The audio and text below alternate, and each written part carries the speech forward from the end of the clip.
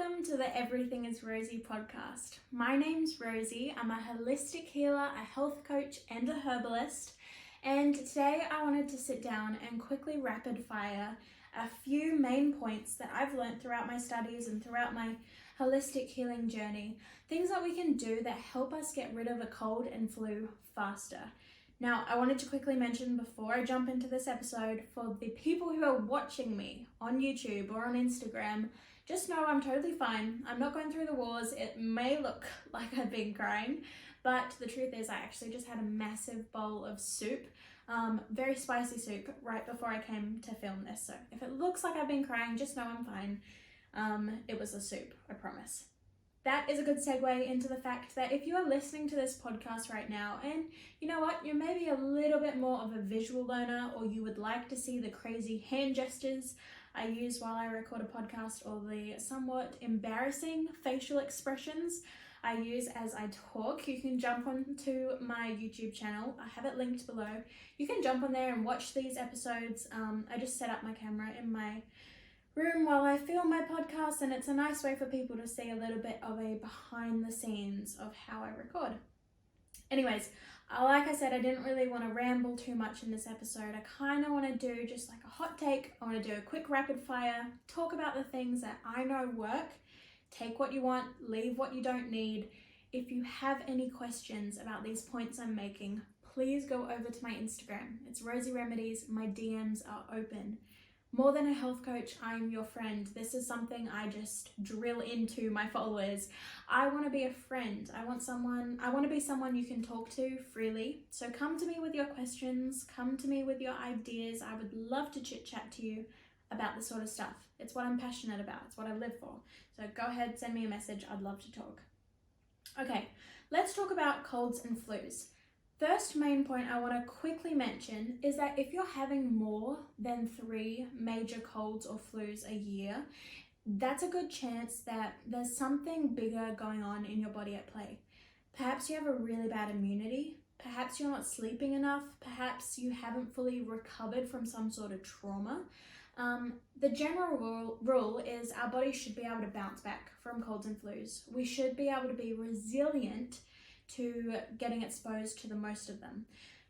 That being said though, colds and flus are just a part of life. It's very normal for us to get a few a year, and that's okay. Sometimes we get snotty noses and sore throats, and that's where you can use these holistic practices to look after yourself and get better. But like I said, if you are having those serious colds and flus often, I recommend you talk to a health coach, talk to your herbalist, come talk to me. I'd love to kind of investigate a little bit with you, because yeah, like I said, it could be a sign that something worse is going on inside your body. That's something you want to kind of take note of.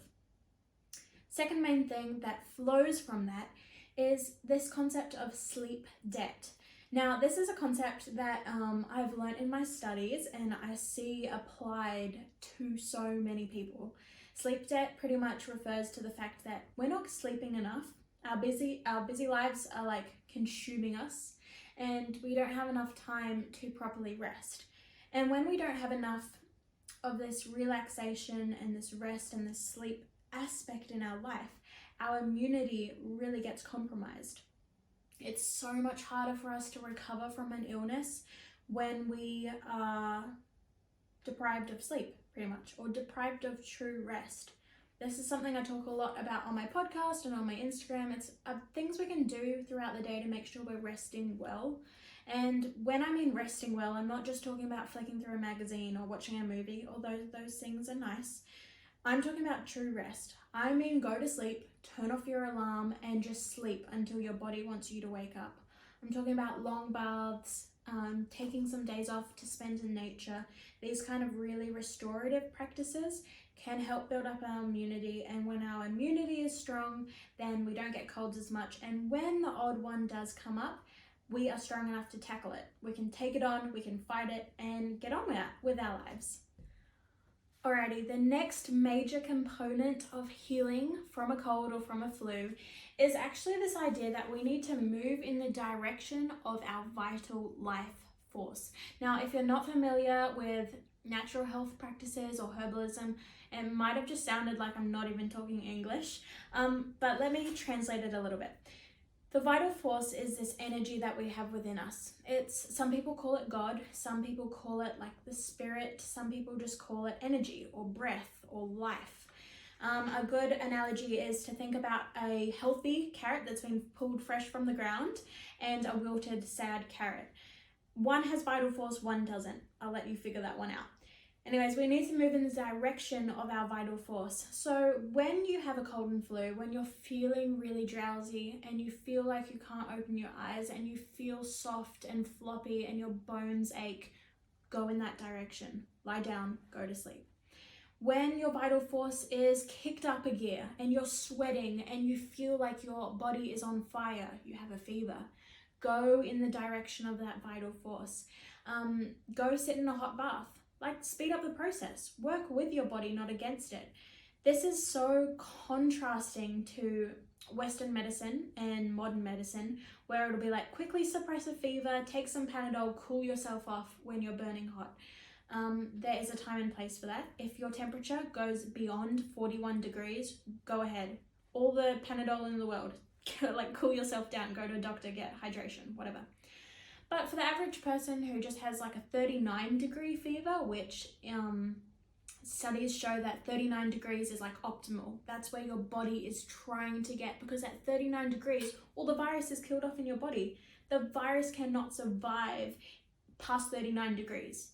So your vital life force knows this, and it's like, okay, sweet, we're gonna get the body really hot so the virus can be killed and we can move on from this sickness. The more you keep popping Panadol, the more you keep bringing your temperature down, the longer the cold is likely to last. So with knowing this knowledge, we can move in the direction of our vital life force, heat our bodies up when it wants to be heated up, have a digital thermometer.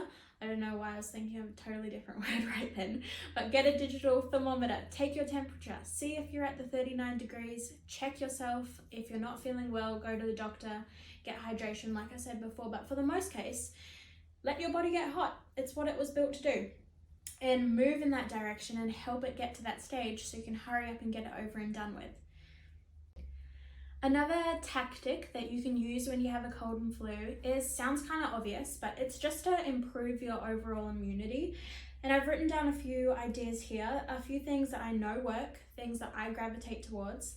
Things like garlic, vitamin C, vitamin D are really important. Don't be afraid of vitamin C. Do a high dose. It's okay. Zap your body full of it. It'll help bring down the fever, help you get over the cold faster, help kill that virus. Same with garlic. Garlic has been found to be antimicrobial, antibiotic. It's amazing for the body, and it does improve your immunity by increasing your white blood cells. I don't know why that was so hard for me to think of for a second there. In the whole category of improving your immunity, it's really important that you remove any foods in your diet that are going to bring inflammation into your body. Yes, I'm talking about sugar, I'm talking about dairy, especially dairy. I'm talking about highly processed carbs. All of these things are actually irritants, and a lot of people already know that they're intolerant to dairy, but eat it anyways. I'm kind of one of those people. Sometimes I can deal with a little bit of dairy, but if I know I have a cold and flu, I'm not going to go anywhere near dairy or sugar. I'm just going to stay away from it. My body doesn't need to be dealing with that on top of having a cold. And for my people who love their herbs, herbs that build immunity, I really gravitate towards echinacea.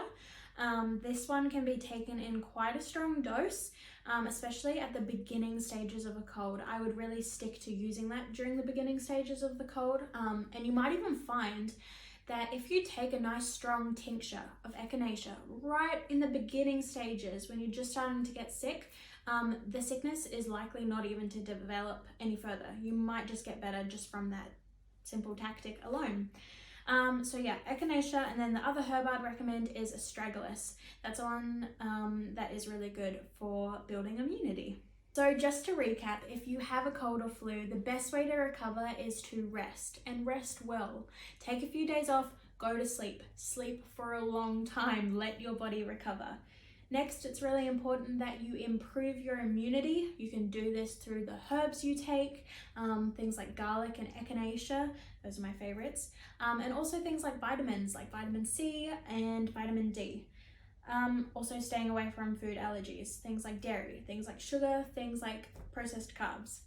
And the last little bonus tip I have for you before I leave you with those ideas is to have an Epsom salt bath. Now, this is kind of a little bonus tip because it's something that feels very close to my heart, and it's not necessarily something I've learnt heaps in my studies.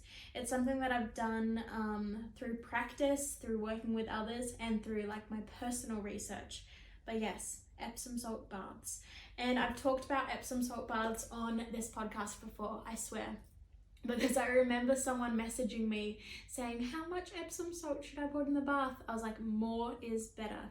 When it comes to Epsom salt baths, especially when you're sick, when you've got a virus inside of you that you are trying to get out, when you are trying to detoxify your body, chuck I don't know, maybe a solid 2 cups. I never measure. I do the solid like sprinkle method. But just put your Epsom salts, yeah, I'd say probably 2 cups into the bath. Have a nice long soak, adjust the temperature according to what stage or what stage of the fever you're in, and then I was going to say what like vibe or what motion your vital life force is pulling you in. So if your body's trying to heat you up for some certain reason, then go with that, have a nice hot bath. If you're kind of feeling like you need to cool down, then have a cool bath. But yeah, salts are amazing. They pull toxins out of the body, they relax those achy sore muscles that often accompany flus and colds, and they're full of magnesium. So when you soak in that bath, all of those vitamins and those minerals and that magnesium is going to penetrate. Man, this is why I don't record podcasts late at night. I get tired. They get into your bones, they get into your muscles. It's going to help you relax, and just feeds back into that relaxation, resting, nourishing kind of thing that we're going for. So all the best if you are sick. Trust the process, listen to your body, rest. That's my main thing, far out. Anyways, I hope you liked this podcast. Like I said at the beginning of this video, if you have any questions, go onto my Instagram, message me. I will get back to you, I promise. I would love to chat with you over there. Anyways, thanks so much again for listening. I will talk to you in the next episode. Bye for now.